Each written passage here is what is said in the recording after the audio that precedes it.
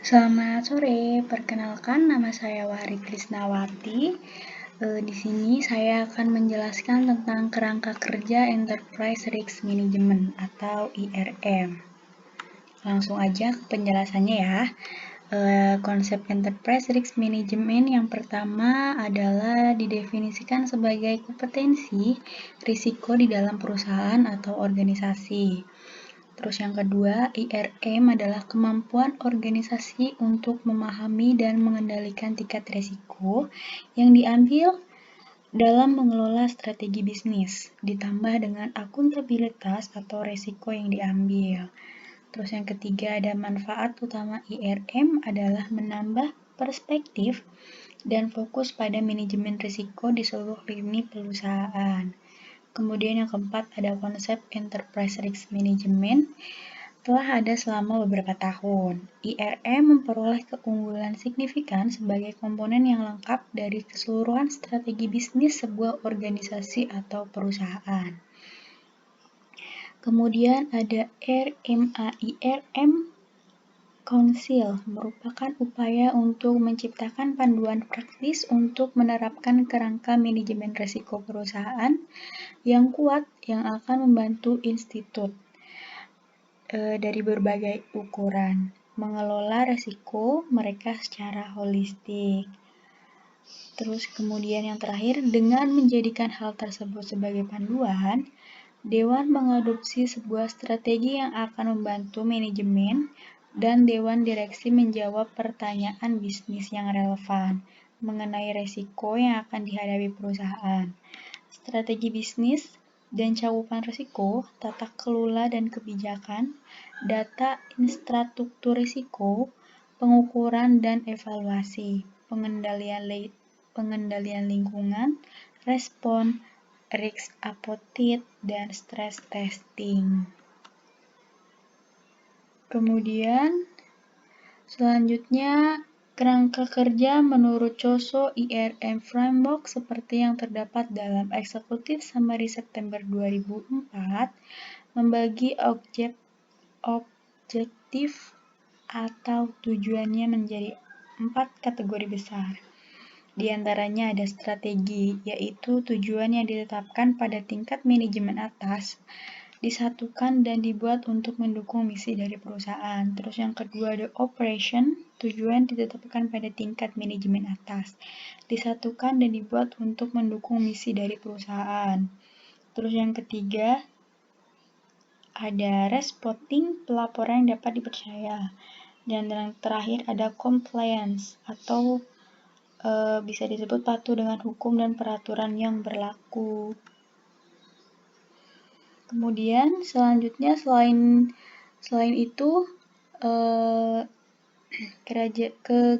kerangka kerja IRM juga terbagi menjadi 8 komponen, diantaranya saling berhubungan. Komponen-komponen tersebut berasal dari bagaimana cara manajemen mengelola perusahaan dan mengembangkannya ke dalam proses komponen-komponen tersebut.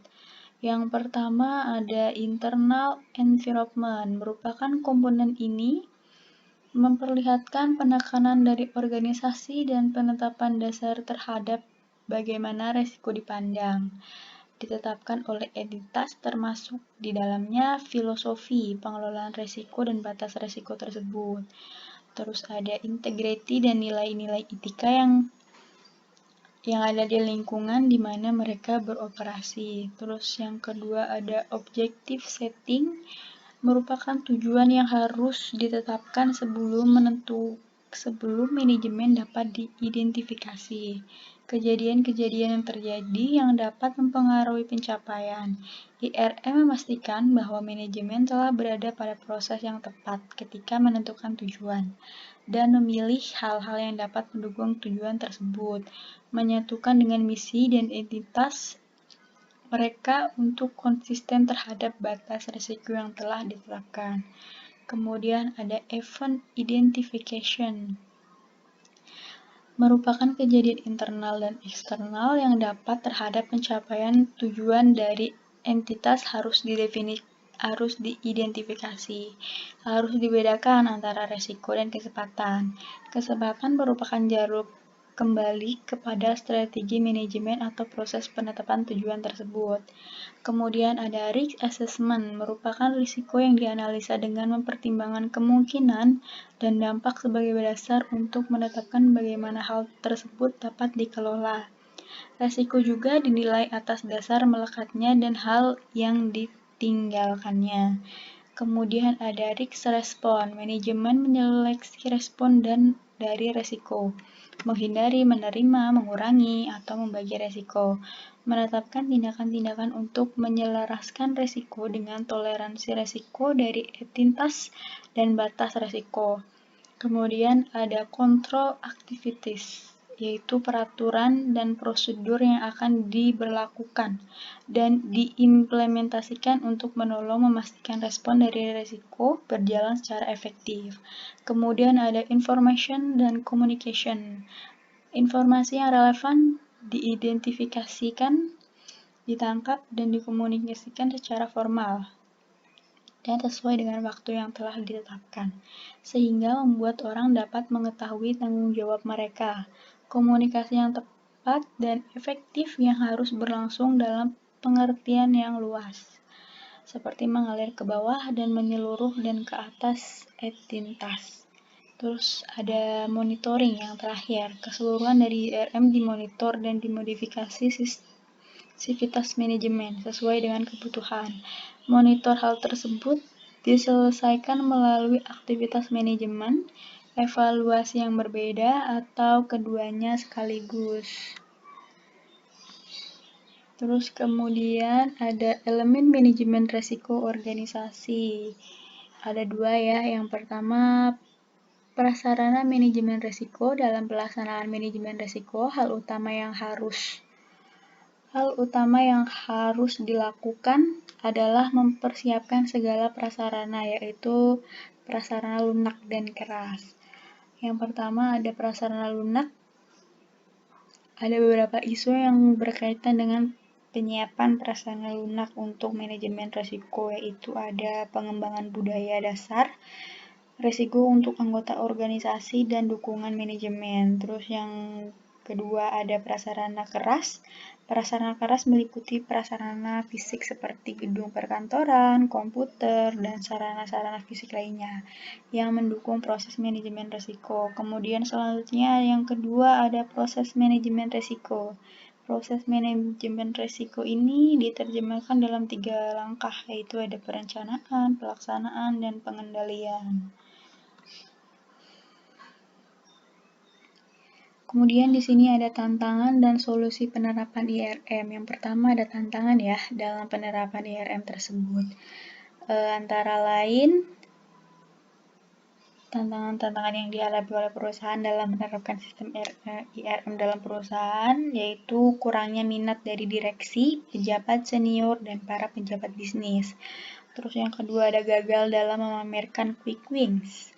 Yang ketiga kurangnya SDM, sumber daya manusia ya, pengelolaan administrasi intern, serta data yang kualitatif. Terus kemudian ada pengukuran dan pelaporan risiko tidak efektif dan konsisten. Terus yang terakhir ada kendala biaya.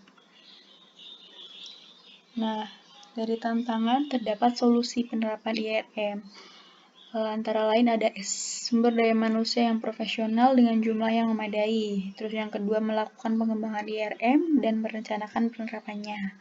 Terus yang ketiga ada meyakinkan direksi untuk mendapatkan dukungan dengan menggunakan kreasi yang bernilai mengidentifikasikan quick wins. Dan yang terakhir ada memelihara semangat para tim dalam menerapkan IRM dalam jangka waktu yang sangat lama. Dan di sini juga IR dalam pengertian quick wins diartikan sebagai langkah inisiatif yang mudah dan cepat dicapai untuk mewakili pelaksanaan suatu program dalam reformasi birokrasi. Quick wins sendiri dipilih dari salah satu atau kombinasi beberapa area perubahan yang sesuai dengan kondisi dan kebutuhan masing-masing instansi, khususnya pada program peningkatan kualitas pelayanan publik ya.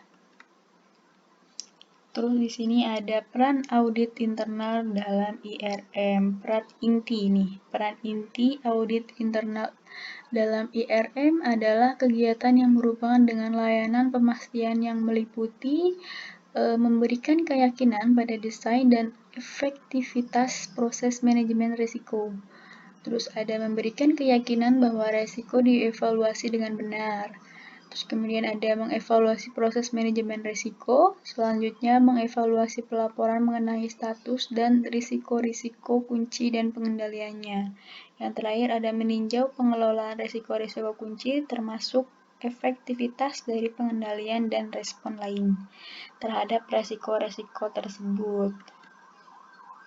Selain peran inti, ada juga peran tambahan ya, yang boleh dilaksanakan dalam layanan konsultasi dengan dibarengi pengamanan independensi dari objektivitas yang cukup.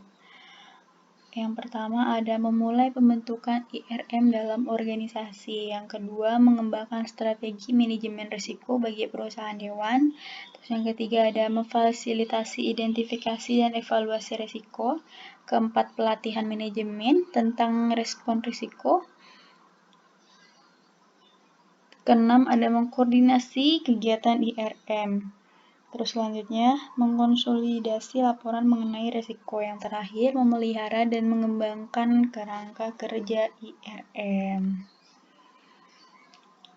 Nah, peran audit internal juga tidak boleh dilakukan dalam auditor internal. Antara lain ada mengatur minat resiko atau risk appetite. Terus yang kedua ada menerapkan proses manajemen risiko, ketiga menjamin manajemen risiko, yang keempat ada membuat keputusan pada respon risiko, terus kemudian menerapkan respon dan manajemen risiko atas nama manajemen. Yang terakhir ada akuntabilitas manajemen risiko. Nah, di sini yang terakhir ada contoh perusahaan yang menerapkan IRM, yaitu ada perusahaan Pertamina ya. Pertamina mulai mendirikan IRM atau menerapkan ISO 31000-2018 sebagai standar mutu di bidang manajemen risiko yang menerapkan pengetahuan dari standar sebelumnya, yaitu ISO 31000-2009. Standar tersebut berisi prinsip-prinsip kerangka kerja serta panduan dalam pengelolaan risiko. Di lingkungan Pertamina sendiri, penerapan ini sebagai landasan kerangka kerja manajemen risiko dilakukan terintegrasi sesuai dengan kondisi lingkungan dan proses bisnis perusahaan. Oleh karena itu, Pertamina melakukan penyesuaian dalam penerapan ISO sesuai dengan karakter bisnis, organisasi, dan kultur perusahaan sehingga dapat mendukung tercapainya tujuan IRM tersebut ya.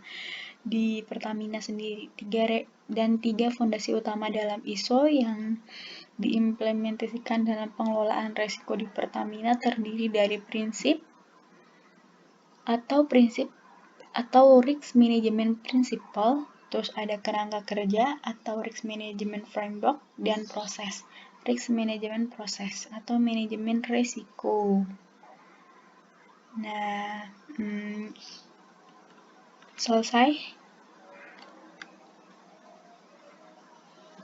materi yang saya sampaikan. Atas perhatiannya dan kesalahan mohon dimaafkan. Terima kasih.